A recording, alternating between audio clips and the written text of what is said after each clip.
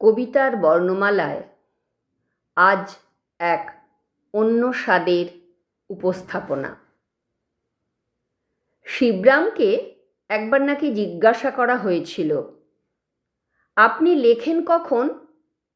শিবরাম প্রভূত অনাগ্রহের সঙ্গে বললেন, এই সকালে ঘুম থেকে উঠি, তা ঘুম তো একটা বড় পরিশ্রমসাধ্য কাজ, তাই প্রচণ্ড ক্লান্ত লাগে, তাই আবার খানিকটা ঘুমোই।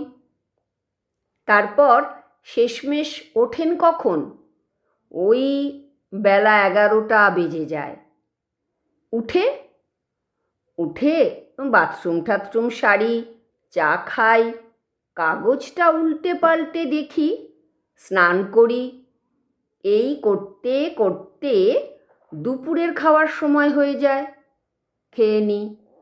আর দুপুরে খাওয়ার পর তো ঘুমোতেই হয়, ঘুমোই। তারপর উঠতে উঠতে বিকেল গড়িয়ে যায়, আবার একটু চা খাই, তারপর একটু বেরোই, কারণ বেরোলে তো রাবড়ির দোকানে যেতেই হবে।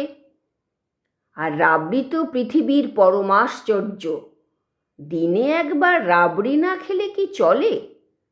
রাবড়ি টাবড়ি খেয়ে আবার ফিরে আসি, একটু বই টই দেখি, ততক্ষণে রাতের খাওয়ার সময় হয়ে গেছে। খাই, আর খাওয়া শেষ করে ঘুমিয়ে পড়ি। তাহলে লেখেন কখন?